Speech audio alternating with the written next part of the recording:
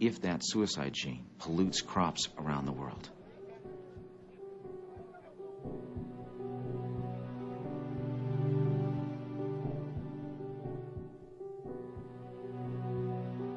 A few years earlier, a lot of people were saying, well, won't these technologies outcross into wild species?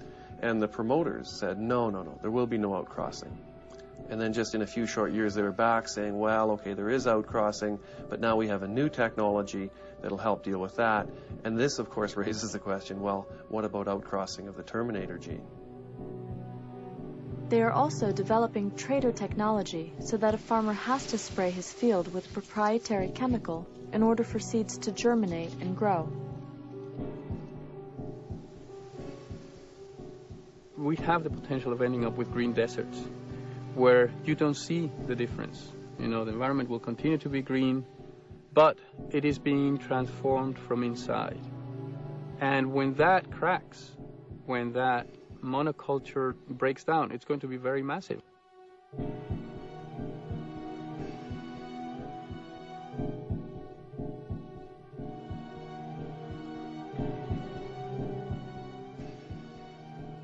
As we move into the future, what could we find on our supermarket shelves?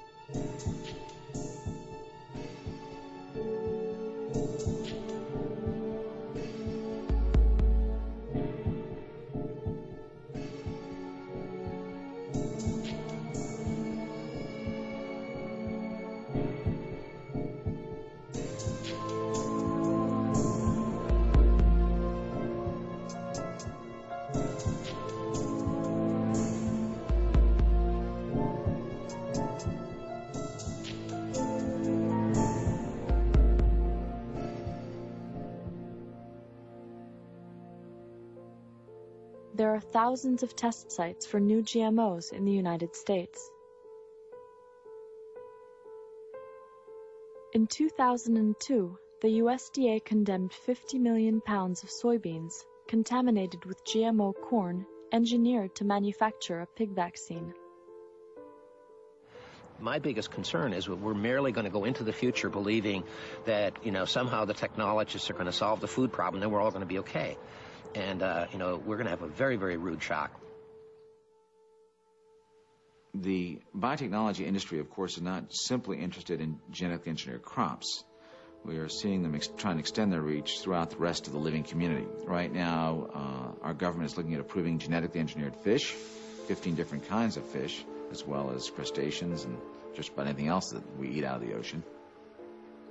It is estimated that if just 60 genetically engineered salmon were released, the wild population of salmon could be extinct in 40 generations.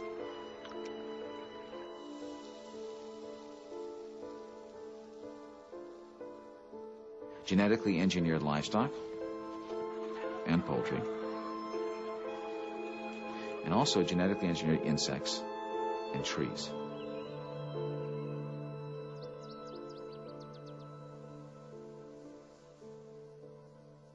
It is the industrial mindset now made the biology of our food. But something happened on the way to their future. People began to think about the consequences of our food system. And they said, you know what, we want a different food future. We want a different relationship to food, to the environment, to the farmer, to the worker, to our own bodies. What would it take to change the American food system to make farming sustainable and improve public health and environmental quality? What we're trying to do in sustainable agriculture is to use resources that are in the local ecology and recycle those resources within the system rather than taking resources from another system or another ecology and bring them in. And we should be using solar energy to fuel our systems as nature does rather than relying on imported petroleum or other resources. A century ago, people bought locally produced food. Today, food in a supermarket has traveled an average of 1,500 miles. Apples were grown all over America. Now they are shipped from China. This uses more imported oil and increases our dependency on other countries for food. The food from this farm travels an average of 50 miles. About 10 years ago, we started a program for Bay Area families where they can get a basket of our produce once a week. It's called Community Supported Agriculture. And our relationship with those families encouraged us to really diversify. And as a result, as you walk around this farm, you'll see that each field has many different things growing. There's fruits, nuts, citrus, there's grapes, as well as row crops like tomatoes and eggplant and corn. We've been farming organically for about 25 years because it is a system of farming where you are thinking about the human relationship to agriculture. You're thinking about primarily producing good food, food that you have no doubt about what character and quality it has, food that's healthy, that you have no doubt that my kids can eat. And so we've looked to evolve ourselves in a system that is diverse and healthy and sustainable. We have to respect nature's logic in all of this. We have to respect the millenniums of history that have gone into breeding. This is the work of thousands of generations of people who have plucked the wild onion, developed a little bigger one, chosen that over time. And it's not something anyone can say they own.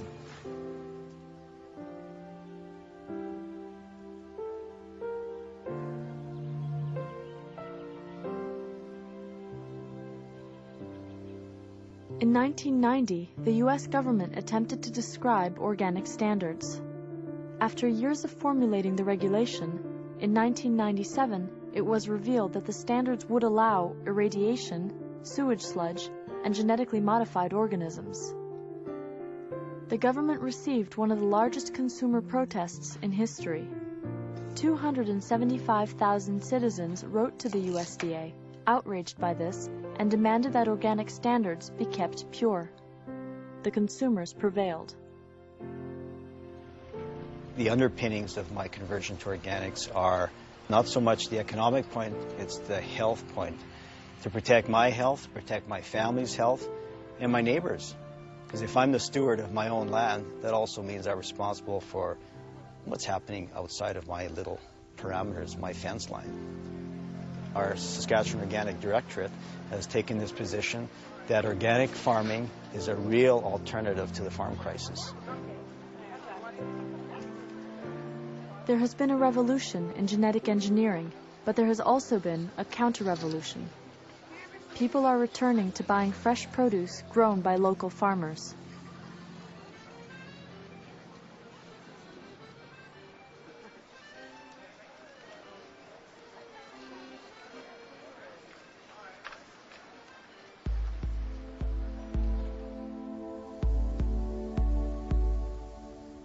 Organic farming, farmers markets, and community-supported agriculture are only 3 of the many alternatives to the industrialized food model. South Dakota and Nebraska, along with 8 other states, have passed constitutional amendments or state legislation that ban non-family-owned farming. When the corporation said Nebraskans don't have the authority to ban we corporate persons from owning farmland, the Nebraska Supreme Court said the Nebraskans can put whatever they want in their constitution. This is their fundamental right. It's the essence of the American democratic system. The consumer is still king. And the problem is that consumers can't act unless they have adequate information. So one of the things that we can all do is to get as much information as we can, to get that information into the hands of the public, into the hands of consumers, so that consumers can continue to exercise their choice. Because the food system is fluid, it can change quickly based on the opinions of the public. But if genetically modified food is not labeled, how are consumers able to exercise their rights? The choices we make at the supermarket determine the future of food. Food is one of the most intimate things we do. And if we don't have any choices about that, I think that's a very troubling scenario. There are large groups of people in other countries that have never bought into the American model of chemical-intensive large-scale agriculture, and they certainly have not bought into the notion that the efficiencies that one gains by having 2 airline manufacturers in the world, or 4 automakers, or 2 makers of software. They believe that whatever gains you might make in efficiency are lost because you lose diversity. Whether there's going to be any serious change or challenge to the bulk of the way that agricultural land gets managed and farm businesses are organized, I think that's an open question, and frankly, I don't think it will happen unless the American public and farmers themselves sort of stand up and say, wait a minute, we just don't want to go any further down this road. And, we are a government of the people, for the people, and by the people, and hey, we're the people. We don't want to go there.